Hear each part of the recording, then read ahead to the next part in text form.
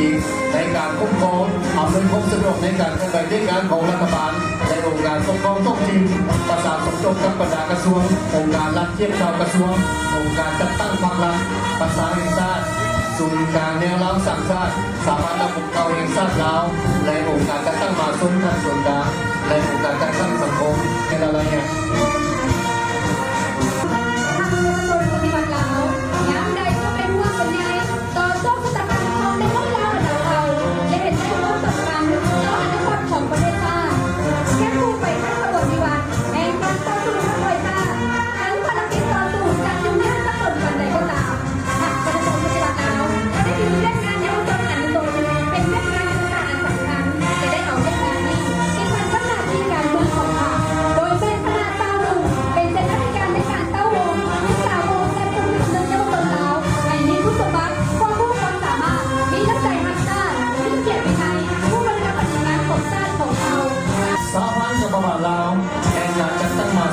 ควบคุมในระบบการเงินของระบบประชาธิปไตยประชาชนที่มีพรรคประชาชนปฏิบัติลาวเป็นแกนนำสั่งตั้งขึ้นในวันที่2 กุมภาพันธ์ 2556มีระบบการจัดตั้งในขั้นสูงกลางจนทอดท้องถิ่นและผลประโยชน์สอบฟังของสมาชิกกรรมการรัฐบาลและสาพวกงานประดับเอาเป็นเจ้าการในการจัดตั้งการเมืองสังคมของชนชั้นกรรมกรและสาพวกงานลาวซึ่งได้รับการจัดตั้งบรรพาและศึกษาบงโดยพรรคประชาชนปฏิบัติลาวกระทรวงยุติธรรมในโครงสร้างเรื่องของรัฐบาลมีคณะกรรมการเป็นคณะกรรมการในการรัฐบาลภายใต้การที่นำคณะของค่ะกระทรวงยุติธรรมได้ตั้งใจจัดตั้งสังคมแนวทางของค่ะในการยกสูงประสิทธิภาพของการคุ้มครองสัตว์คุ้มครองสัตว์ด้วยกฎหมายย่างนักแน่นอย่างหนักก้าวแผนกโยธาธิการและขนส่งได้เกิดในแผนกตัวทางด้านโครงหลังพื้นฐานทางบกทางน้ำทางอากาศทางลางและทางในหลวงเมืองต้นเป็นสุดเป็นต่างนานเส้นทางจาก1,100 กิโลเมตรและปี1,100คงได้ป้องกันเปิดโลกการขนส่งทางอากาศมีสนามบินซิลิเทมีสายการบินต่างประเทศเข้าหาสายการบินการพัฒนาขนส่งทางลำมีทางรถไฟลาวจีนได้บรรทุกขนส่งโดยสารที่เป็นผู้สินสามล้านเดือนบนกระทรวงพฤติกรรมและสิ่งแวดล้อมสั่งตั้งขึ้นในเดือนพฤษภาคมปี2565อยู่ในเมืองเอไซแกวนหัวพันในสมัยต่อสู่ภูมิภาคแผนการได้รวมกับประชาชนและบรรดาเราต่อสู่ภูมิภาคไปป้องกันการที่เสบียงอาหารเพื่อป้องกันความมั่นคงทางด้านเสบียงอาหารชนบทได้รับการพัฒนาคุ้มครองน้ำใจและปกปักรักษาทรัพยากรธรรมชาติป่าไม้สิ่งแวดล้อมตามที่ทันเป็นทันสมัยปัจจุบันสามารถผลิตเสบียงอาหารได้6-7 ตันต้นต่อปีสามารถทำประกันเสบียงอาหารภายในโดยพื้นฐานสามารถผลิตและส่งออกสินค้าพฤติกรรมได้หลายกว่า 1,600 ล้านดอลลาร์สหรัฐต่อปีในขณะเดียวกันยังคงต้องรักษาสิ่งแวดล้อมสามารถรักษาเรื่องดินควบคุมป่าไม้ได้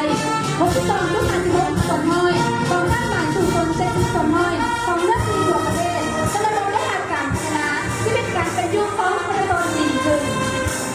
ก้อนแผนกเทคโนโลยีในการสื่อสารตลอดระยะ50 ปีผ่านมาเรื่องการเทคโนโลยีนวัตกรรมไปรษณีย์โทรคมนาคมและการสื่อสารได้นำการพัฒนาและการปฏิบัติอย่างต่อเนื่องเอาทักษะกฎหมายและนิติกรรมกฎหมายมีหลายข้อฉบับเพื่อเป็นเครื่องมือในการคุ้มครองส่งเสริมการนำใช้ในพัฒนาเทคโนโลยีนวัตกรรมและการสื่อสารในสมัยเข้าในภาคอุตสาหกรรมและการบริการ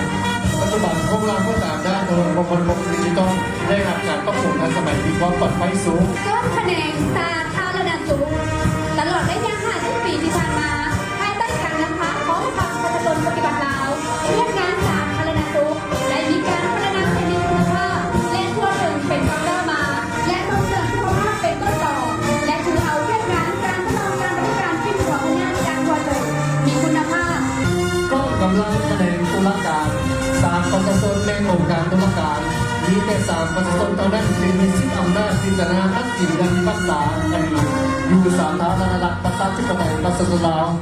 สิทธิและผลประโยชน์อันชอบธรรมของบุคคลนิติบุคคลหรือการจัดตั้งตามกฎหมายบนคำขวัญชีวาห้องข้อมีวินัย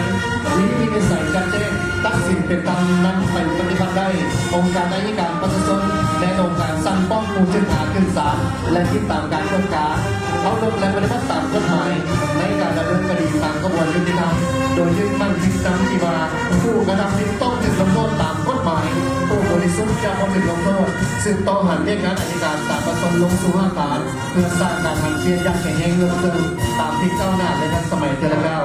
คณะผู้สังกัดและการค้ามีพระราชบัญญัติเป็นเจ้าหน้าที่การให้แก่รัฐบาลและองค์การปกครองส่วนท้องถิ่นในการคุ้มครองส่งเสริมผู้สังกัดพลังงานโบแมนและการค้าในขอบเขตทั่วประเทศตลอด50 ปีที่ผ่านมาคณะผู้สังกัดและการค้าได้ประกอบส่วนอย่างตั้งหน้าเข้าในการสร้างสรรค์พัฒนาเศรษฐกิจแห่งชาติรับประกันได้การฉลองพลังงานและนำไฟฟ้าไปสู่เพลงทางไขส่งอีกได้หลายกว่าครับวงส่วนน้อย ก้อนคะแนนต่างประเทศเรื่องงานต่างประเทศได้มีความกับกระบวนการต่อสู้ผู้สร้างของพันธสัญญาปนาวโดยได้ถือเอาวันที่22 ตุลาคม2545เป็นวันการทุนลาวมอดปีนี้ครบรอบ80 ปีได้มีการจัดแจงเนี่ยตัวทั้งปริมาณและคุณภาพโดยยึดมั่นอย่างเสมอต้นเสมอปลายต่อแนวทางการต่างประเทศสันติภาพเอกราชมิตรภาพในการร่วมมือเพราะว่าปัจจุบันสปปลาวที่ใส่หุ้นการทุนกับเป็นห้อยหักใน50 ปีที่ผ่านมาจัดตั้งเป็นการตั้งก่อนคิดเริ่มต้นไกลไปชื่อและผู้นรู้และยุทธศาสตร์การสู้เศรษฐกิจทางที่เป็นแทนสมัยและบางวัยด้านเสนาธิการ ยอดกำลังคะแนนการเงินการธนาคารคะแนนการเงินมีพลังประกันเป็นในด้านการในการคุ้มครองมหาภาคเกี่ยวกับการวางแผนพัฒนาเศรษฐกิจสังคมแห่งชาติแผนงบประมาณแห่งรัฐแผนการลงทุนของรัฐแผนพัฒนาระบบสถิติแห่งชาติในขอบเขตทั่วประเทศภายใต้คำนวณตั้งหน้าเป็นเจ้าตนเองผู้กำลังคุ้มครองการเงินอันเป็นทันสมัยเพื่อดูแลการพัฒนาเศรษฐกิจสังคมแห่งชาติให้มีความเข้มแข็งสีเขียวและยืนยง ก้อนคะแนนในเราสร้างสร้างในเราสร้างสร้างในโครงการจัดตั้งสัมพันธ์ทางการเมืองของทั่วสังคมเป็นสะพานของโครงการจัดตั้งการเมืองโครงการจัดตั้งการเมืองสังคมโครงการจัดตั้งสังคมและบุคคลที่เป็นตัวแทนแห่งเพศสังคมสัมเภาศาสนาเพศวัยรวมทั้งเป็นตัวแทนคนเชื้อชาติลาวที่ดำรงชีวิตอยู่ต่างประเทศบนพื้นฐานความถึงตัวและสมัครใจเป็นภาคส่วนหนึ่งในระบบการเมืองแห่งสปปลาวโดยแม่ทัพประชาชนปฏิบัติลาวเป็นแกนนำและเป็นพื้นฐานการเมืองของระบอบประชาธิปไตยประชาชนเป็นองค์การจัดตั้ง40ข้อและส่งเสริมความใหญ่เสื้ออาสง่าราศีของแนวเราอิสระแนวเราฮักซ่าจนเป็นตะวงของสามัคคีของคอนสติลาวบรรพาในการต่อสู้ผู้สร้างในเรื่องก่อนในการปกป้องรักษาและรักษาพัฒนาประเทศชาติในปัจจุบันจนได้การสร้างตั้งขึ้นในวันที่13 สิงหาคม 2550โดยแม่สมเด็จเจ้าสุวรรณวงศ์เป็นประธาน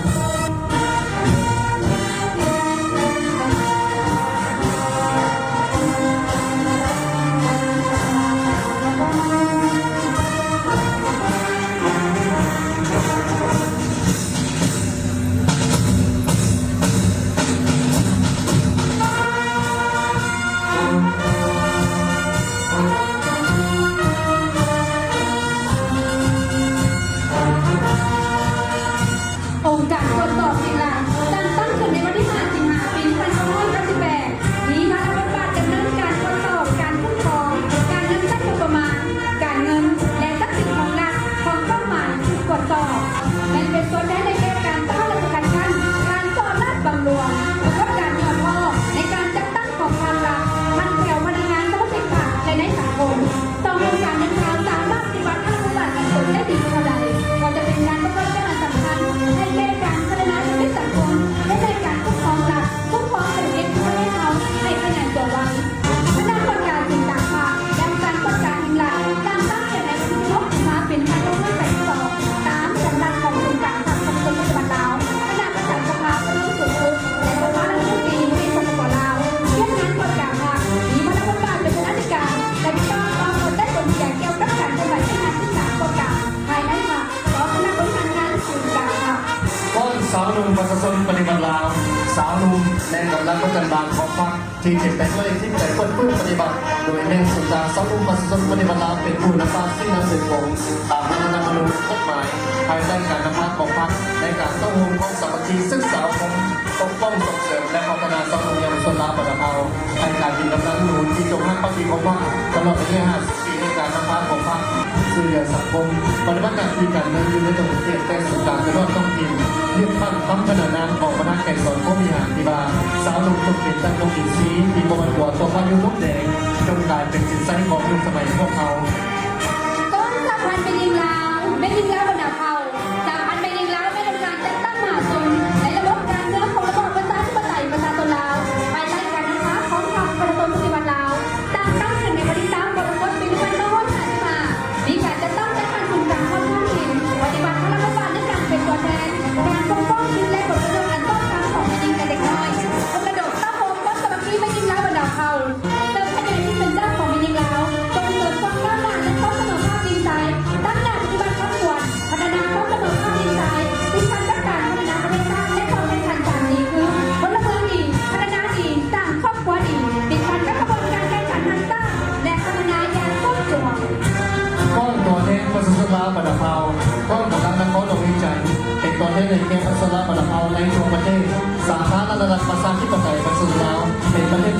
มหลากหลายทางด้านชนเผ่า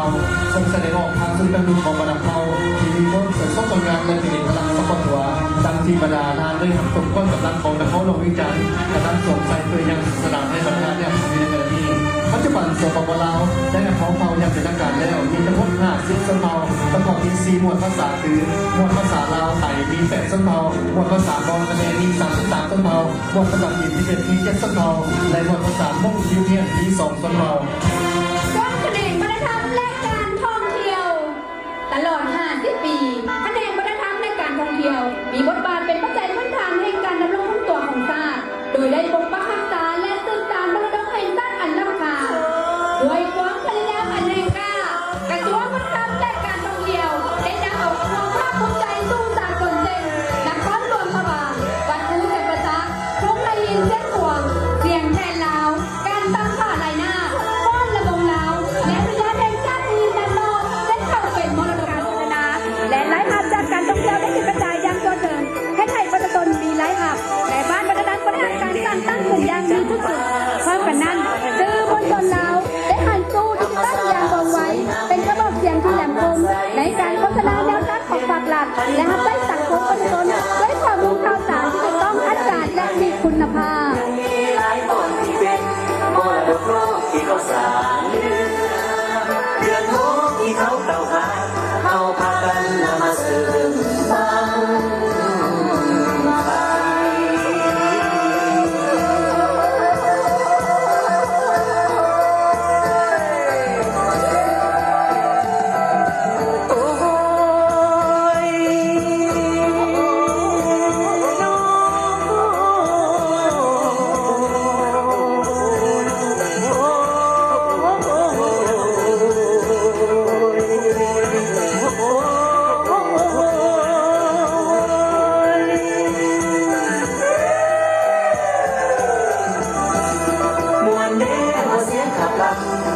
สร้างกันเสียงแกงเบาใส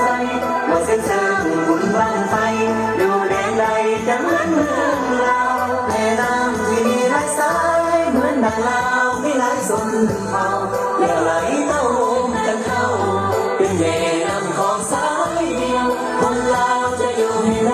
มาแกล้งกันมาอีกเหมือนลูกแม่เดียวอย่าลืมเธอเสียงแค้นแดนก่อนนะมากันกลมเกลียวเดินพี่น้อง